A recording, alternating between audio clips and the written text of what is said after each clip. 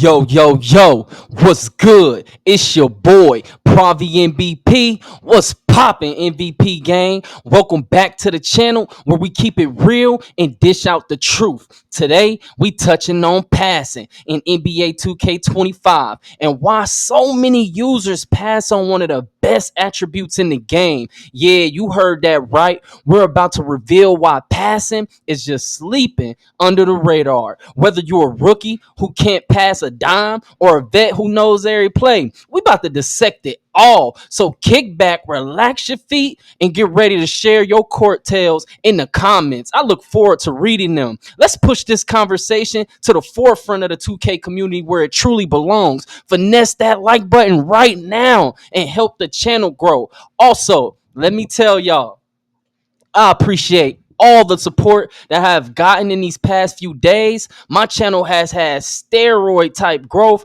God knows I appreciate it all. So I'm definitely giving back, and I will be keeping track of my top 3 supporters, and they will receive a gift from your boy, PraviMVP, to support their 2K grind. 30 days from today, I will announce the winners in a video and give them an opportunity to shine. Each winner can send me their 2K highlights or mixtape, and I'll include it in that video as well. Also including raw, uncut, unedited gameplay featuring a guard who understands. I know, y'all. I give PGs a hard time on my channel. It's because it's PGs out here like this dude right here in the video showing y'all how it's supposed to be done.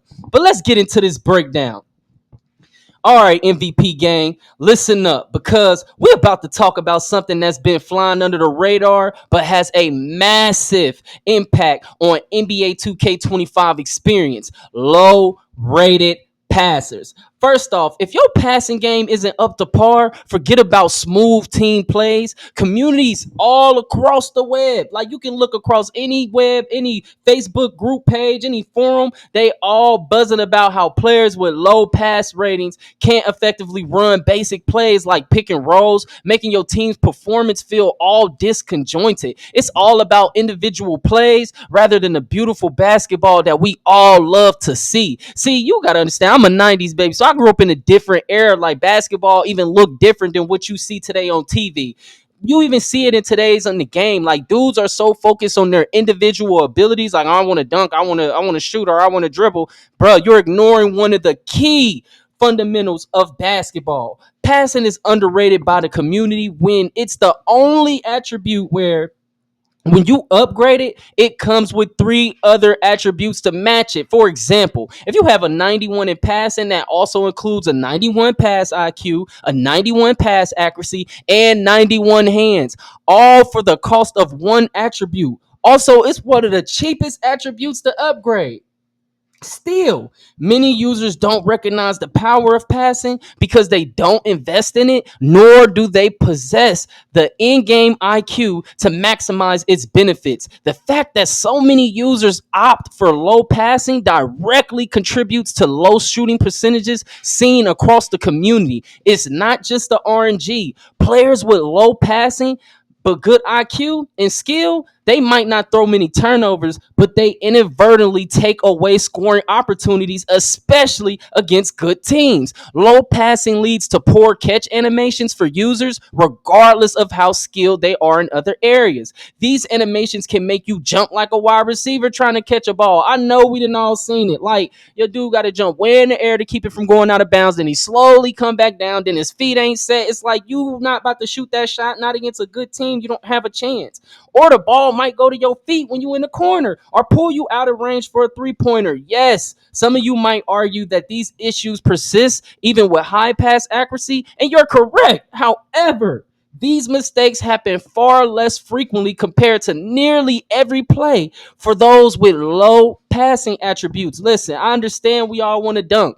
I understand we all want to shoot a 3, but is 85 passing that much to ask? And that's the minimum that I play with, because that unlocks the LeBron James passing style. If you haven't seen 2K2's video on the LeBron James passing style, I highly recommend that you watch it. 2K2's, like I said, I love his content. I watch his content when I'm not, creating my own content or, firing up the game? Because he gives you those type of insights. That 85 passing giving you LeBron, trust me, that is what you need, because that also unlocks the silver tier for versatile visionary, if I'm not mistaken. So either way, if it doesn't unlock the silver tier, you can feel the difference of versatile visionary. Y'all need to start looking at that, especially depending on how your play style. If you know you're not a bucket getter at a high efficiency rate, you need to start investing in more passing, because that's just as powerful. I know a lot of people only look at points per game. When are we going to start thinking about points accounted for? Because that's what you create with assists. You create points. It's still scoring. When it comes to points accounted for, if you really look at my gameplays, I am a bucket. I'm a full all around bucket. I don't care what build I am. I'm all around bucket, because when you look at the points that I account for a good, like about 25-30% of whatever the end score or the end game is. And if they use me more, if that number will probably go up, because I'm so unselfish and team first. I could give a damn about scoring. All I want to do is win. If that means that my shooting guard or the point guard or whatever position they got me, if that means some other dude got to be the player of the game, so be it. I have no problem with another person shining.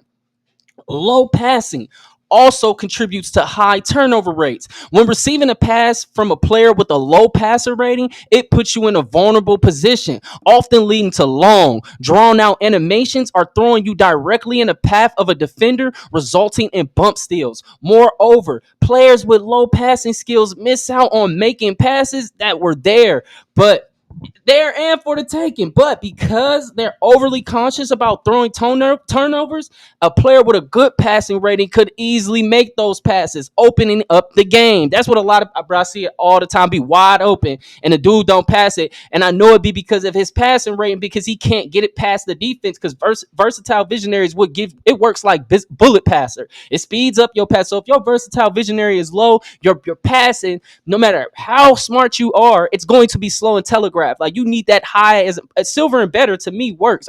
Whatever 85 get you, trust me, bro. I only got 70 speed with ball on this build that y'all see in the video, and I have no problem creating, because my passing is at 85. 85 is the way to go. It is what's okay or acceptable. I know it's gonna be people in the comments like, oh, I got this and it works for me. If it works for you, it works for you. I'm talking about across the board of what I see. It's not working for all of the community. So I'm not talking about outliners. I'm talking about what should be the rule, what should be the standard, because the standard right now is not being met, is not good enough.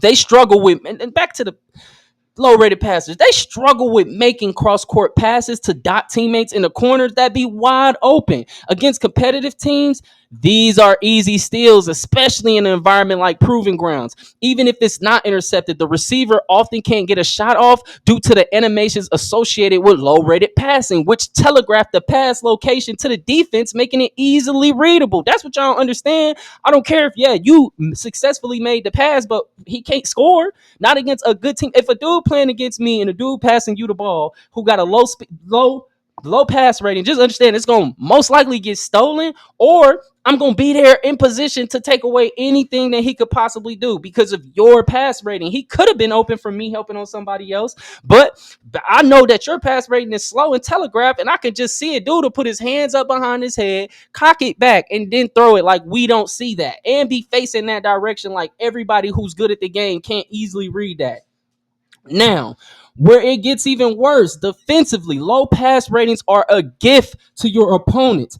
Like I said, there's numerous discussion across NBA groups and websites and pages about, and they all highlighting how predictable and easy to intercept passes from low-rated passers are. It gives defenders an edge, increasing their steals, disrupting your offensive rhythm. This means more fast breaks and easy points for the other team, which is the last thing you want, because most teams struggle to create in the half court. If that's what most people don't understand, as long as you take care of the ball, don't take no stupid shots, bro, most teams gonna struggle to score on this game. It's just the way it is, especially if you got the correct builds on the court with defense. Don't turn over the ball. Don't take stupid shots, because stupid shots are just as equally as a turnover. But let's dive even deeper into the realism factor, MVP gang. NBA 2K25 Just pay attention. They have gone all out with pro play animations aiming to replicate exact movements, plays, and styles of NBA stars directly from real life footage into the game. This should mean that when you're playing, you should feel like you're a part of the actual game, where passing isn't just a mechanic but a strategic art form. However, with low passing ratings, this vision of all this realism, it just completely crumbles. In the real NBA, passing is an art. Think about players like Luka Doncic, whose vision on the court is legendary, or modern maestros like Nikola Jokic, making passes that seem to defy physics. These moments defy basketball's beauty and complexity. But in NBA 2K25, most of these users' passing ratings is low, and they stuck with the animations that don't capture this essence. Instead of smooth, creative passes, you end up with clunky, predictable movements that lack the finesse and unpredictability of real life basketball. It's like the game is telling two different stories, one through its stunning graphics and detailed player models, where every dribble and shot looks like it was pulled straight from the NBA broadcast, and then another through mechanics where passing feels like more of a chore than a skill. This disconnect is especially jarring when you trying to execute or emulate your favorite players or execute plays in real life basketball that would be seamless and game changing, like a simple pick and roll, which is like the staple of the NBA. But when you're a low passer, guaranteed you try to throw that ball on that slip to a person with a brain and watch it get stolen, because it's gonna be the most they're gonna throw it into the dude's hands. I mean, he gotta not want the steal. When you're a low rated passer, you can't even run a pick and roll against even an average team. This mismatch between all of this, man, listen. This mismatch between visual storytelling and gameplay mechanics can make you feel like you're playing a game that is visually ahead of its time but mechanically stuck in the past, because the user base has yet to update with what they're trying to do. They're trying to push more of a team-friendly game, but the user base still want to be individual stars. They don't want teamwork. This not only affects the authenticity, but it can also lead to frustration, as the game's promise of true to life experience feels unfulfilled when it comes to one of basketball's most fundamental aspects, passing. Like, it's literally one of the it's the fact that it's so ignored the way it is, and it's like you cannot play the game of basketball without it. It makes no sense. So if you're looking for that genuine NBA feel in NBA 2K25, invest in your passing game. It's critical to bridge that gap between what you see and what you experience. Now let's get some insight, because you know your boy PraviMVP, when I do a video, I'm telling y'all, do research. I have insight from real NBA players and coaches. The importance of passing isn't just a video game. It is a core element of basketball strategy that coaches and players in the NBA have always valued. Legendary coach Steve Kerr, who has seen the game from both the court and the sidelines, has often spoke about players like Chris Paul and Rajon Rondo have turned games around with their vision and passing powers. Similarly, Greg Popovich, known for his tactical genius, has praised the game of intelligent passers, noting that basketball is not a one-person show. It's all about working together towards a shared goal. This philosophy is echoed in NBA, where passing isn't merely about dodging turnover. It's about manipulating defense, creating scoring opportunities for teammates, and dictating the game's tempo. Magic Johnson, one of the game's greatest passers in NBA history, famously said, "Ask not what your teammates can do for you. Ask what can you do for your teammates." Man, if oh my God, if people could adapt that mentality in 2K, do y'all understand we will have a beautiful game? Do you understand that? His approach revolutionized the point guard position, showing how passing can be as critical as scoring. John Stockton, who holds the NBA record for the most assists, emphasized the joy and synergy of passing, noting, "I love to see my teammates score. I love to see them succeed." Man, don't more point guards need that, bro? That is why he passed this. He loved it. We have people who only love scoring and chasing highlights. This sentiment of team success throughout passing is what the NBA 2K25 needs. They trying to replicate, where the high passing stats can lead to a more dynamic and effective gameplay experience, but you have so many users choosing other stats that are not as important. Even players primarily known for scoring, like Michael Jordan, have acknowledged the importance of passing. Jordan once said, talent wins games, but teamwork and intelligence wins championships, highlighting that passing is an integral part of team success. Moving to the more stars of this modern era, Luka Doncic has brought a flair of passing to the NBA with his ability to dissect defenses and passes that are not taught in any playbook. He's quoted saying, "The truth is that when I step on the court, I do it to have fun." But his passing often looks like a masterclass in basketball IQ, proving that fun and effectiveness can go hand in hand. These insights from NBA legends and current stars make it clear that in both the real world and NBA 2K25, a high passing attributes transcends mere statistics. It embodies the strategic thinking that fosters team play and gives players the ability to dictate the game's pace and direction. The mechanics of NBA 2K25 are crafted to reward players who master this art, mirror real life NBA, where passing is not just a part of the game, but can be a key to unlocking the team's full potential. The philosophy is also backed by cold, hard statistics. Teams that excel in assists often see a direct correlation with winning games and ultimately championships. For instance, look at the recent NBA seasons. Teams in the top tier for assists per game frequently end up with best records. In the 22-23 season, the Denver Nuggets, who won the NBA championship, ranked third in assists per game with 28.9, showcasing how integral passing was to their success, especially with Jokic leading the league in assists that year. Over the last decade, a pattern emerges where championship teams consistently have high assist numbers. The 2019-2020 Los Angeles Lakers, led by LeBron James' orchestration from the point, averaged 25.6 assists per game, securing the title. The Golden State Warriors, during their championships run, were known for their ball movement, with the 2016-2017 team averaging 30.2 assists per game, the highest in the league that year. Even further back, the 2012-2013 Miami Heat with LeBron James and Dwayne Wade averaged 23.5 assists per game, illustrating how high assist rate can lead to a championship.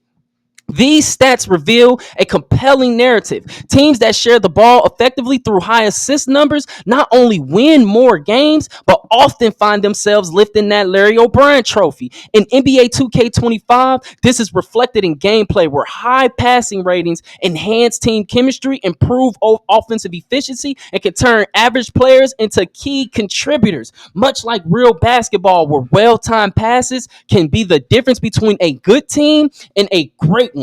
Thus, understanding and leveraging the power of passing in NBA 2K25 can indeed elevate your game to championship levels, and showing the success seen in the NBA, where passing is celebrated as both an art and a science. And there you have it, MVP gang. The community verdict is in. It is unanimous across platforms. Low passing ratings are the silent killers of your 2K25 experience. It's not all about those flashy dunks or long range bombs we all love. Passing is the real MVP that can make or break the game. If you're serious about climbing those leaderboards, it's time to give passing the props it deserves. Don't let yourself be that player that's always on the losing side because you slept on your passing game. Finesse that like button. If you ever been frustrated by low passing stats in your matches, drop a comment with your own experience and share this video to help spread the word. Thanks for tuning in, and remember, MVP game. Passing makes the game more simple and increases team chemistry. It's your boy, PraviMVP, and I'm out. Blessings to the Most High. Peace.